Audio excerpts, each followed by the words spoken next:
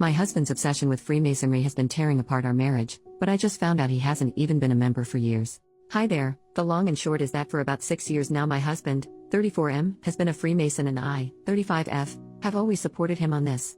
My grandfather was a Freemason, so it's not really new to me or anything, and I don't believe in any of the conspiracy crap you find online. But I'm starting to think it may not be the best for him. My grandpa always used to say it went family, work, masonry, but in my husband's case it's more masonry, masonry, masonry, then family, then work, then masonry again. He attends lodge nearly every night. For context, my grandpa would go a couple times a month, and yet he's only a fellow craft, so not a part of the add-on things like the Scottish Rite or Shriners or anything.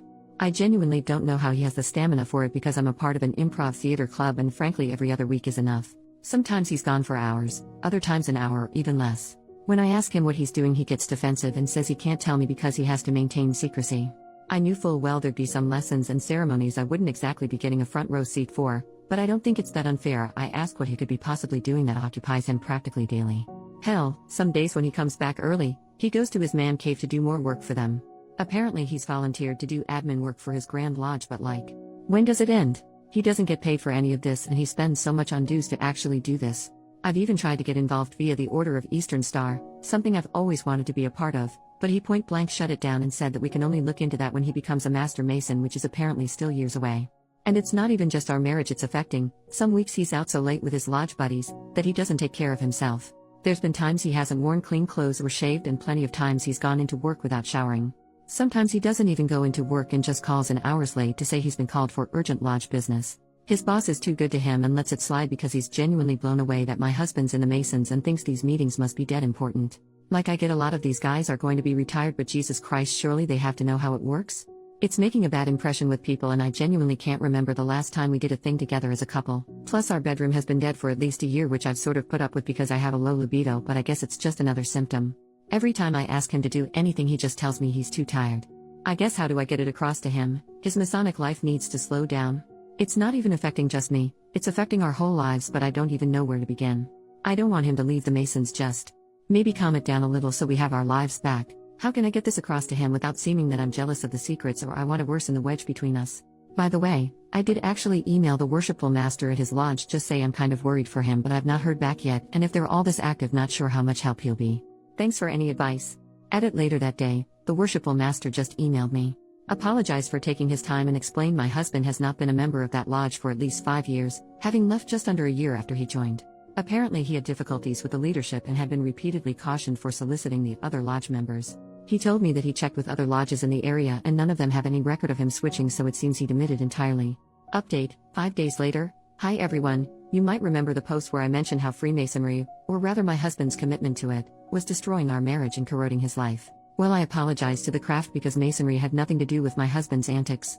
In my edit to the post, I mentioned I had spoken with the current worshipful master, basically the lodge's chair, and he informed me my husband had demitted from that lodge years ago and never joined any others. He did suggest it could be a clandestine lodge, and in a way I hoped this would be the case, but I think we both knew that was highly unlikely.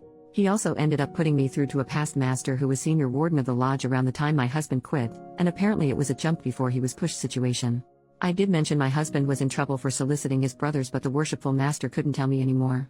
The past master vaguely remembered it, and while it seems no one was exactly sure what he was soliciting them about, it was described as invasive and strange behavior. Me and the past master, David, might as well use names, had a good long chat before he offered to join me in discussing this with my husband, Kevin, with the hope being we could get through to him and steer him off whatever course he was on. Sadly, I don't have good news.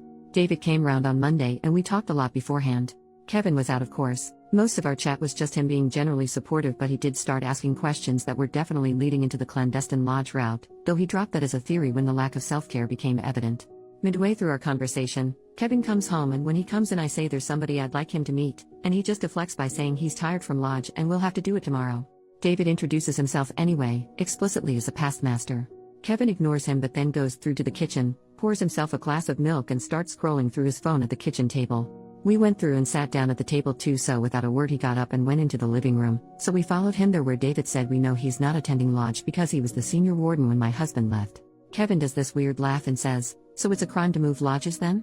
David says no other lodge in the area took him on, and Kevin goes a little bit red before saying that's because he switched to PHA, and then sort of insinuates David is racist for taking issue with that. David says he spoke to all the PHA lodges in the area too and he's good friends with a lot of their members, so he knows he's lying again.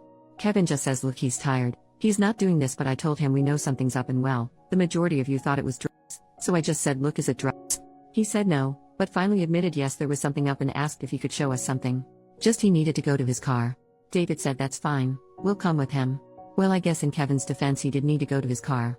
In the trunk he got out this black sports bag and I don't know what I was expecting, but I don't think anything could have prepared me for what he showed us was inside. When we got back into the house, he got out this near lifelike latex horse mask and other leather and latex fish gear, full suit with harnesses and everything. If you were expecting anything to happen, there wasn't anything. We kind of just stared in total silence. Eventually Kevin restarted the conversation by explaining he was into a BDSM fetish called pony play and that he went down the rabbit hole a long time ago. I won't really go into the full details, but long and short is he's clearly been dealing with homosexual feelings and submissive desires for a long time, though he's still in denial about both of them and is adamant he's not bi or gay, 100% straight, etc. Obviously he's at least, and most probably, bi, but he wouldn't hear it. Anyway, he explained when he was really struggling with these feelings, the urge as he calls it, that's when he joined Freemasonry because he hoped it would prove a distraction, help improve, etc. And then sort of implied being around old men would put him off guys. I could tell David was a bit offended, but he didn't say anything. But yeah, apparently this is what the soliciting was about. Obviously joining the Masons didn't make these feelings go away, so he said he initially started trying to see if any of them felt those feelings too, but no one would bite. Apparently midway through he discovered the pony play rabbit hole on a BDSM website and was utterly hooked. This is when his soliciting went from hey, I'm having these feelings towards guys, this is totally normal, right brother? To hey, are you looking to buy a pony, brother? He claimed he didn't leave because he was being disciplined, but because of how goddamn prudish everyone was. Yeah. Apparently he was already deep into the hole, and while he'd be attending lodge a couple times a month legitimately, the other times were him doing the BDSM stuff. Apparently it began with escorts, but eventually he graduated to pro-doms because too many of them found it weird or weren't into it enough. There's one main one he goes to the most, called Mistress Candy, but when she's busy he'll go to other ones. And if that's not an option, he'll go find a cheap hotel to self-care or do it with an online mistress. Oh, there's a lot of them apparently, and that was how he got into findoms, where the whole thing is he gives them money for nothing in return. I don't really know how to describe how I felt as this all came out. The shock, the betrayal, the rage, the upset, the hurt. I suppose I feel quite numb now, but none of it could have prepared me for what he did next. David said, so you've been having an affair then and using the craft as cover? Kevin got very angry and said he's not been having an affair. This sparked an argument, again won't go into the details, where Kevin's excuse was that at no point was he in control during this, because Mistress Candy made use of hypnosis to control him, and sometimes the urge was so powerful it would shift him into Sparkles, his pony persona, involuntarily. He didn't use this as an example, but I guess it's kind of like a Dr. Jekyll and Mr. Hyde situation. Again, no remorse or contrition, and he said we can still fix this with couples therapy because apparently I wasn't satisfying his needs. How did he come to that conclusion? Well, I never independently suggested pony play and give him an avenue to open up about it. This is somehow my fault. I won't go into the arguments that followed, but it ended with me packing a bag and David taking me to my parents' place. I've told Kevin I'll be seeking a divorce. Something which he's also in denial about, because the marriage is dead. Clearly he values his time playing dress up as a horse more than he does me as a person, so I might as well let him focus on that. I'm staying with my parents right now and taking some time off work until I can clear my head. Can't sleep, so I figured I might as well try and get this out of my system. It has helped, honestly. I'm also currently no contact with Kevin, and it'll be staying that way until I can serve him papers. Who knows what the future holds there, but he won't be in it. Though if you wanted some good news, I'm finally joining the Order of Eastern Star. David explained to me I can join via my grandfather, so I'm going to be meeting with the secretary next week. Thanks for being on this wild ride and helping me see reason. I guess I would probably have got here anyway when the worshipful master messaged me, but it was nice to know I had people on here, and especially those who talked it through with me in DMs. You guys know who you are and you were awesome. Otherwise, have a great day and peace out.